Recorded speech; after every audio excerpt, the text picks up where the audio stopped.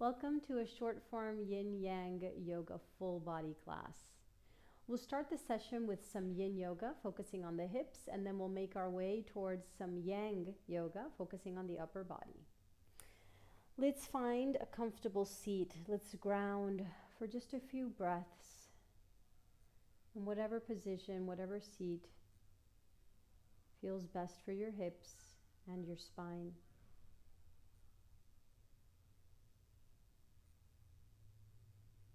Feel your breath as it comes and goes.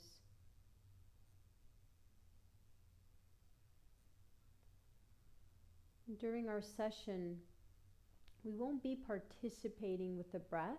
We'll be in the Yin Yoga poses as they naturally are, and we'll flow as well at the end with some Yang movements as they come and go naturally without really combining in any vinyasa form. But these next few moments are dedicated to our breath. Just to ground down into our bodies. And you can come back to this breath form at any point during the practice. Place one hand on your belly and the other hand at the center of your chest. So take 3 breaths, abdominal breaths, to begin with. See if only the lower hand will move as you inhale and exhale.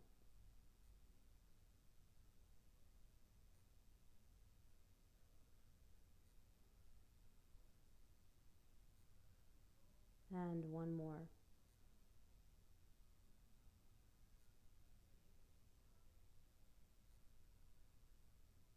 Now coming into 3 breaths at your chest. So now the upper hand will move as you inhale and as you exhale for the next 3 breaths. Expansion in the chest as you inhale. Contraction in the chest area as you exhale.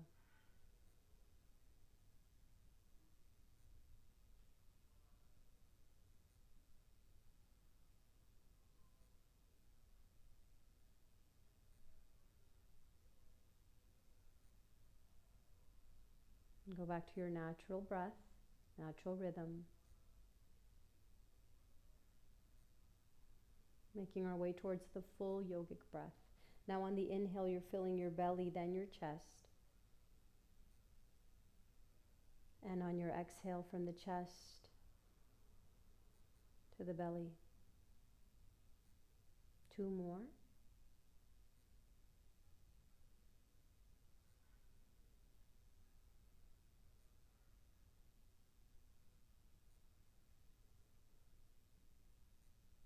And at the end of this exhale, you can go ahead and relax your arms and your hands. Start to flutter your eyes open. And let's get into our asana, our yin asana shapes. Make sure you have props if you need any. Our approach is functional, so I'll more often than not give you a variation. And some of them may require props, but you're welcome to do, since we are in the functional approach, any variation that you may know of that you already work with comfortably. Let's start with some dragon. So we're opening up the front sheath of the hips. Come onto your hands and knees. Step forward with your left foot. And we're only going to hold for about 2 minutes here. This is a short form class. You can, of course, later on repeat the sequence on your own and hold each pose for longer if you need to. Dragon has many forms. And the standard form usually just has, in this case, the left hand on the outside of the foot and that right hand alongside the mat wherever you're comfortable, but you can walk that left hand in. You can point the toes of the left foot out. For a lot of people, this really allows them to go a little deeper into the hip extension. Do a little sway and nod with your head. So that breathing that we did at the beginning of this class is a way for anyone that's not fully comfortable being in stillness for too long yet. This is an acquired taste. For you to go into your breath whenever you feel that you need to. And while I more often than not teach yin very separate from what would be pranayama, breathing patterns, breath work, as a lot of people call it nowadays. You can, of course, bring breath work into yin poses. And so this is your invitation for the rest of this hold to do what you need with your breath in the dragon pose.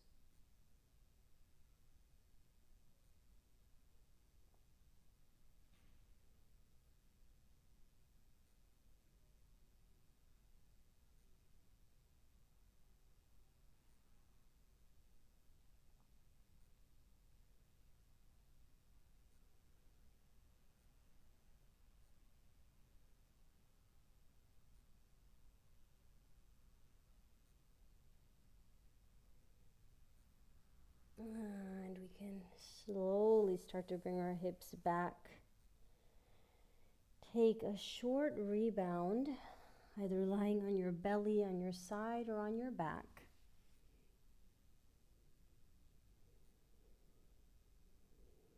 Feeling and tasting into the difference between the right and the left side of your body. Specifically, our focus here, the hips.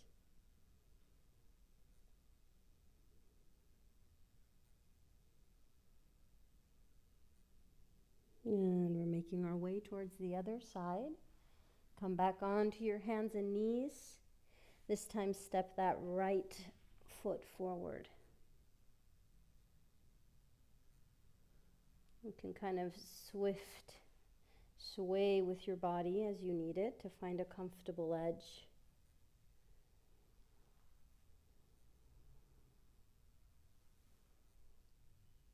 A reminder again here, if you need to bring your breath into this play, you may do so. It can be a full breath, it can be an abdominal breath, it can be a chest breath.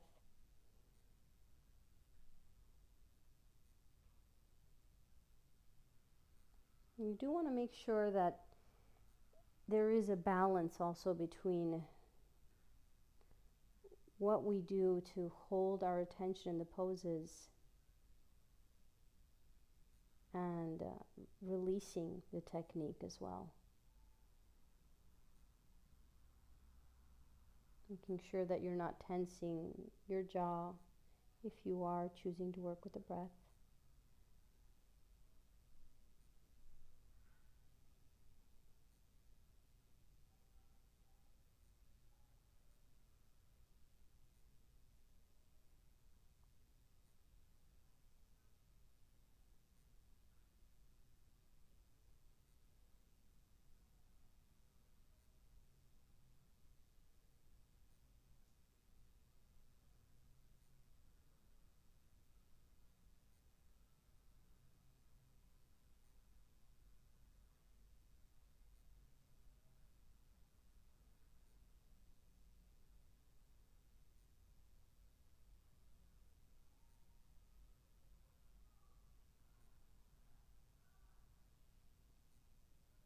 And we're at the tail end of the hold.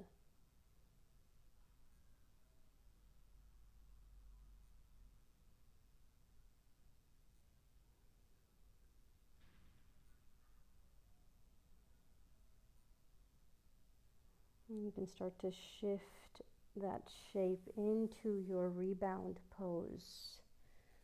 Laying on your belly, on your side, or on your back, or seated on your heels.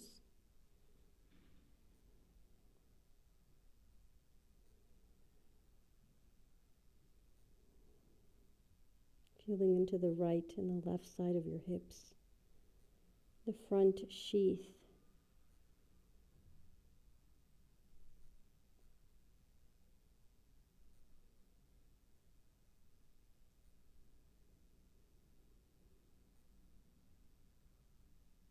And now making our way towards the back sheath. And whatever way feels comfortable for you, you're going to sit up and straighten your legs into caterpillar pose. So here, the back sheath would be the hamstrings.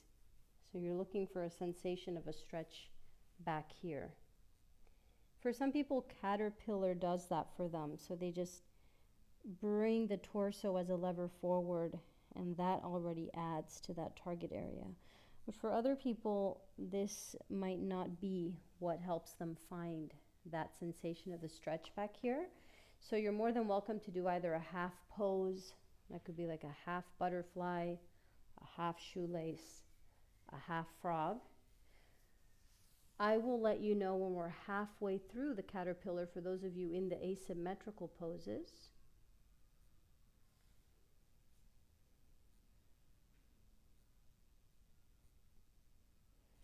Because of course here the back sheath is connected to your torso, to your spine. And the same happened with the dragon, and the front sheath connected to the front part of your torso.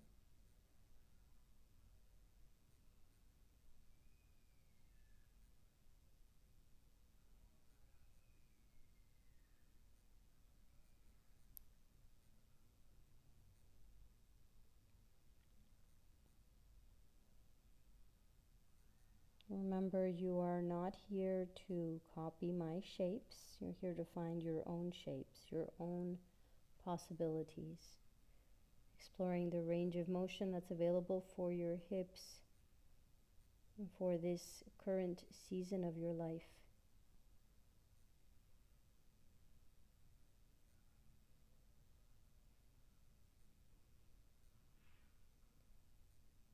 If you are working with the breath, you can come back to it every so often when you notice your mind is wandering.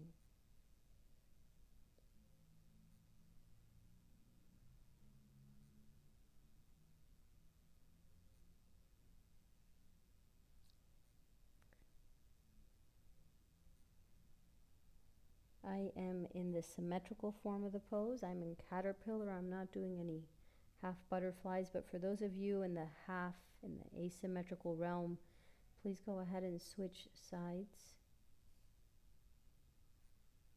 If you're following my lead, remain in the pose.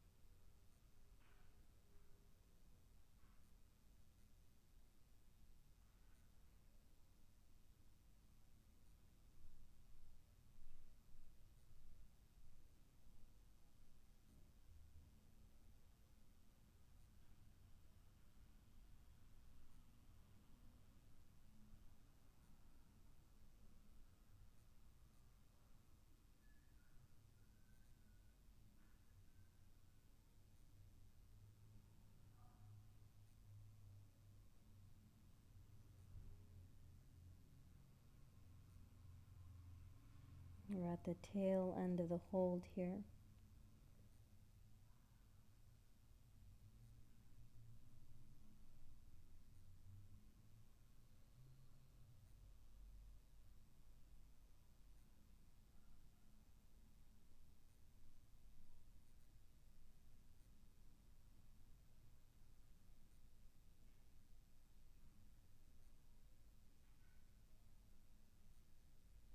And coming out of the pose, finding your rebound pose.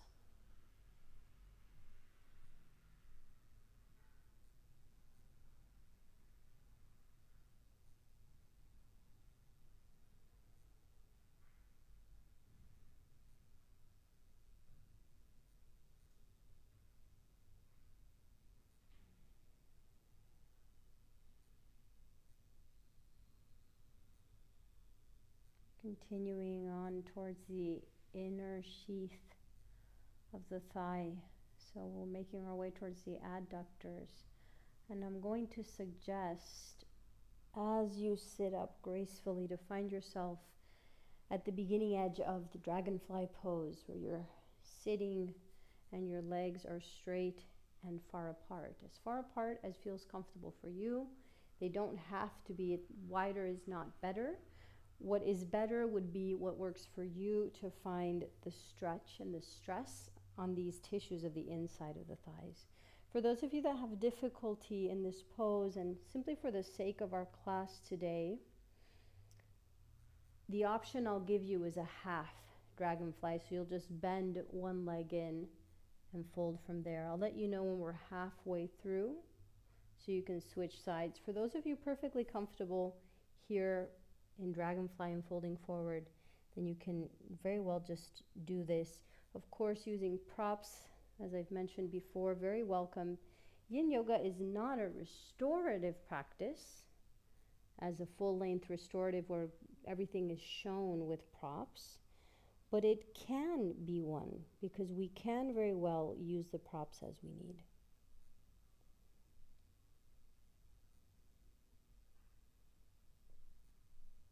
If you've forgotten about using your breath, that can remain.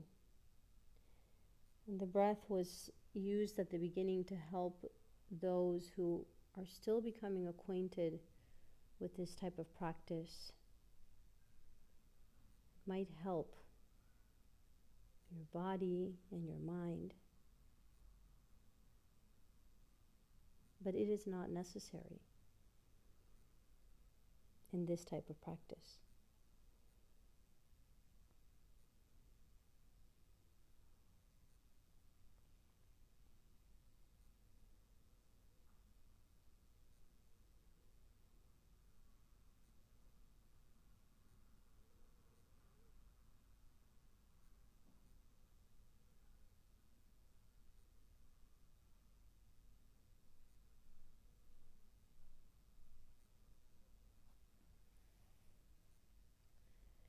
If you're in an asymmetrical pose, go ahead and switch sides.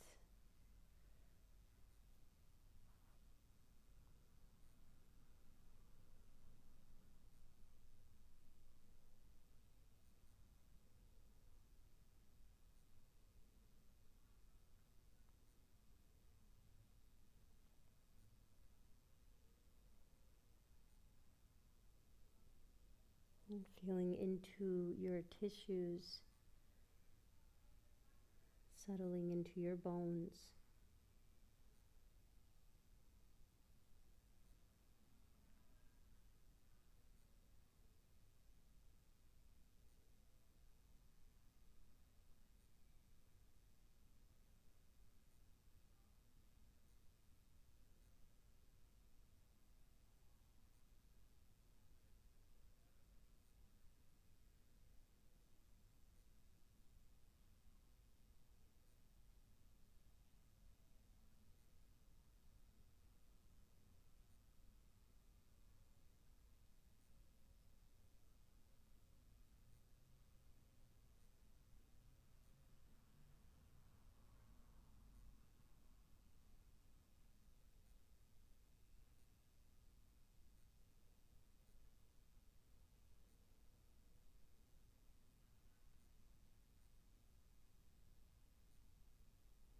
And you can slowly come out of the pose. Find your rebound. So rebound pose I really didn't mention as well before that you can do is reclined seat. That's simply when you lean back into your arms. Your arms are behind your back, you're leaning back. This is a choice, but the rebound is open for any pose that feels comfortable for you.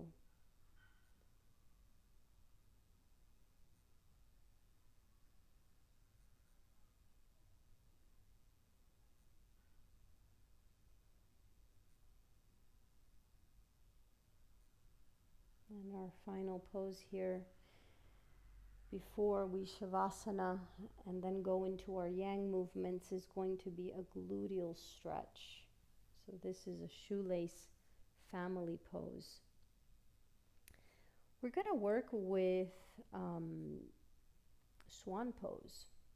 So Swan pose or deer pose, for those of you that don't have too much external rotation, I can just place, in this case, I have my left leg ready for the front action. So this will be my target area. So I'm just going to stretch that right leg back. How far back? This is going to define if it's going to be a deer or if it's going to be a swan. For example, if I just bring that leg back, right now my knee is sort of in line with my hip. That's not important. Again, the alignment here is not important. I want to feel the stress in that front gluteal muscle group. So I need to fold forward to see what's going on. If this back leg is too uncomfortable, internal rotation is not your thing, which for some people it's not that available due to the shape of their bones, then go ahead and straighten that leg a little bit further back. Don't worry about straightening it all the way or having your hips be parallel to the ground. As long as you feel a stress in that front leg, then you're perfectly fine in your variation and your shape of swan pose.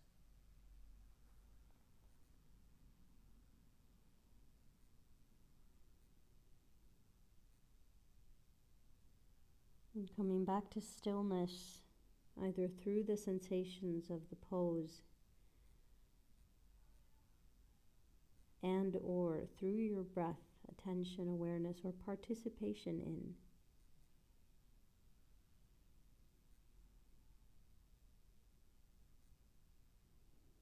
Allowing your body to find a sense of inner peace. So if the struggle is more than that sensation, you need to back off the edge that you may have looked for at the beginning. This is where the Yin and the Hatha Yoga realm are quite different. Hatha Yoga, if we hold less time the poses, you can seek a deeper edge since you know you're holding for some breaths. But in the Yin, when our time is 2 minutes, 3 minutes, up to 6 minutes sometimes, there is no rush to find that edge. There's no need to find that edge. And these viscoelastic tissues, the yin tissues, also need more time in the poses. So it's a different experience than in dynamic classes. And a lot of us in the beginning need to work up to that experience.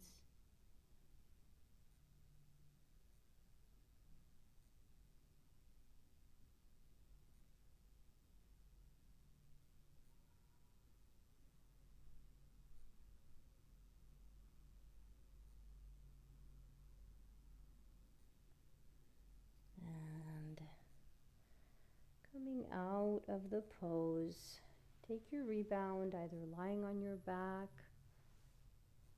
on your belly, on your side, or leaning back into your arms.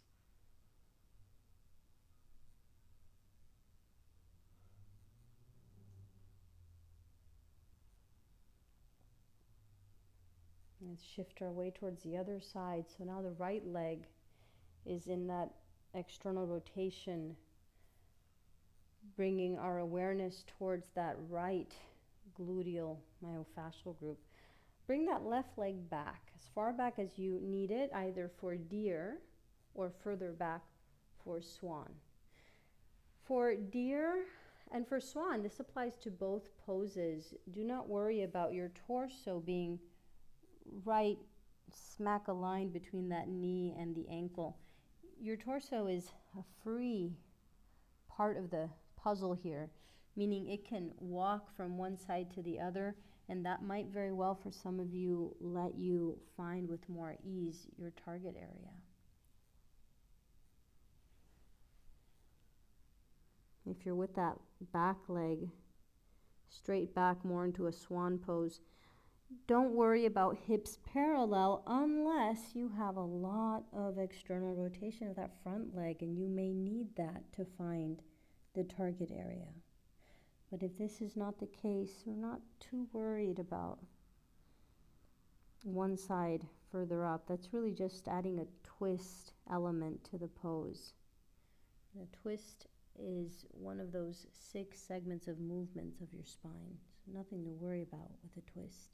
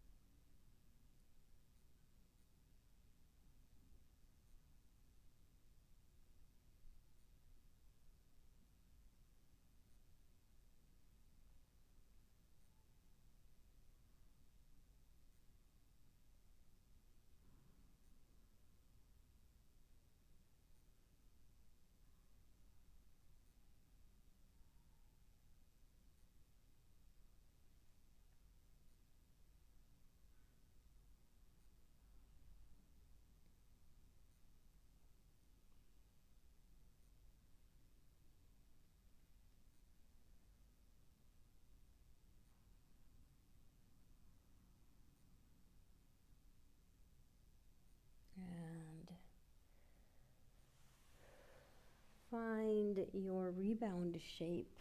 This is a little bit of a longer rebound. It's not a full Shavasana, even though we are holding a little longer than what would technically be referred to as a rebound. So it's just a longer rebound, and using the term Shavasana doesn't really, in this case, imply that you have to be on your back. You can lay however your spine and your body needs you to lay.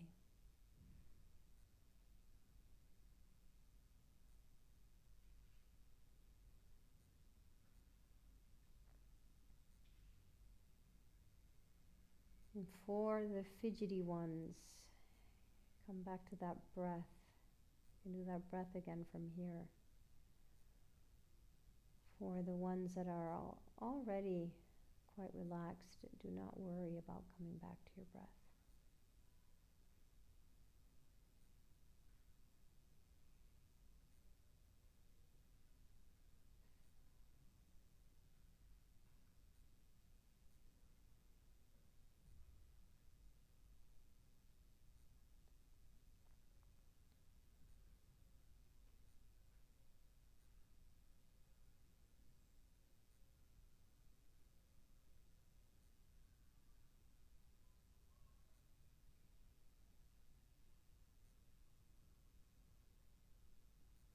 I'm going to lay just for a little longer.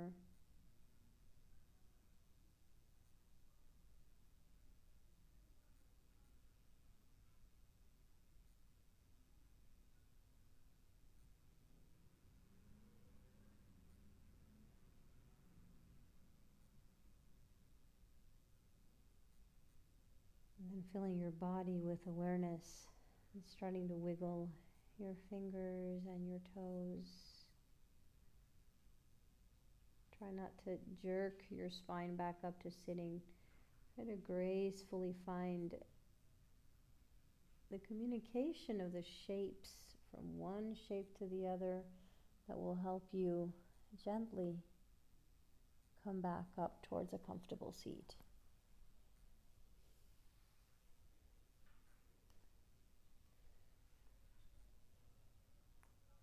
And as you find your comfortable seat, you can lift your hips up if you need it.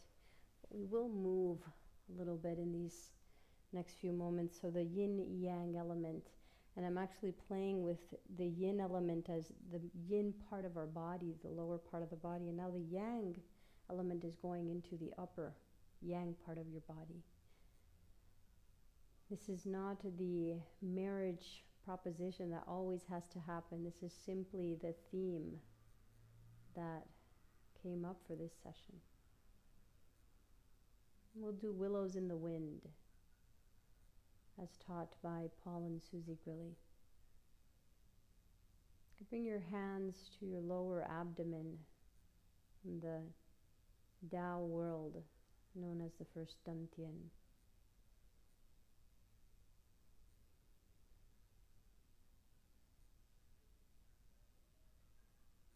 And then you're going to go ahead and bring your arms alongside your body over your head, a movement we often call gathering chi. From here, push out with your heels and lean towards one side. So your arms are the branches. Bring that left arm over your head. So I'm leaning towards my right, my left arm's over my head. I'm just finding that lengthening sensation in the lateral side of the body. Now I'm going to bring that sensation towards the back sheath. So I'm going to fold and bring that left hand down and underneath that right arm. So I'm threading the needle with that left arm. And I'm feeling this more towards the back sheath of my torso. Now bringing awareness towards the front sheath again, I'm bringing that left arm back and adding an extension of the spine here. So again, the awareness here is in the front. I'm allowing the branches to move my torso as needed. Then the arm goes over my head again. And I'm going to get a little, kind of have a little impulse movement here from the arm. I bring my arm up, down, up, and to the other side. So there's kind of that little, you can call that a rainbow movement, and starting here, the lateral side of the body, the torso specifically. Then the back, so I thread the needle with that right arm, bring it down. You can allow your head to also move with grace. And as I bring that right arm towards the back, I'm adding more of an arch to my spine. Maybe I want to bring my head back as well. And then I bring that arm straight alongside over the head. A little impulse here, down and up, other side. Lateral stretch. From the lateral side towards the back, I thread the needle with that left arm. And then here attention comes to the front as I bring that arm, that branch, back. And I arch my spine. Then I bring that left arm over my head again. Notice your torso moves freely. It's following the arm, following the head as well. And then I come back up and rainbow. Other side. Right arm over your head. Right arm threading the needle down. Right arm comes up and back. Right arm over your head. And rainbow, other side. And again, straight over your head, and then threading the needle. You can go a little bit faster now if you like. Then the branch goes up and back. Lateral, rainbow.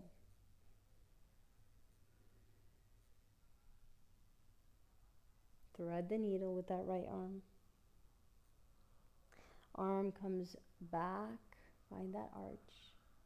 Lateral over your head. Rainbow again to the right side, left side of your body in the lateral stretch. Left arm threading the needle.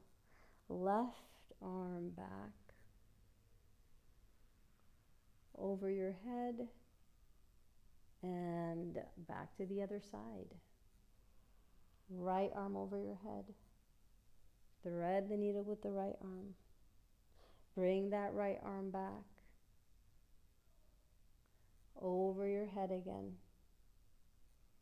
One more time, each side. Rainbow to the right side, left arm over your head.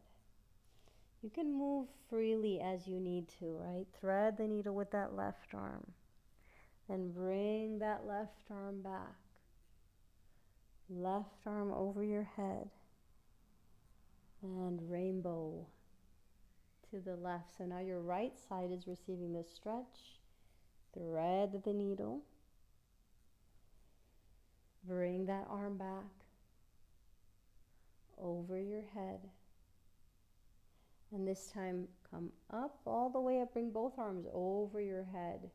And settle the chi. Palms of the hands face down. Allow the hands to make their way the front sheath of your body with the palms of the hands down, as if you were cascading prana, chi, energy back into your spine. And allow the hands to rest again at the first dantian.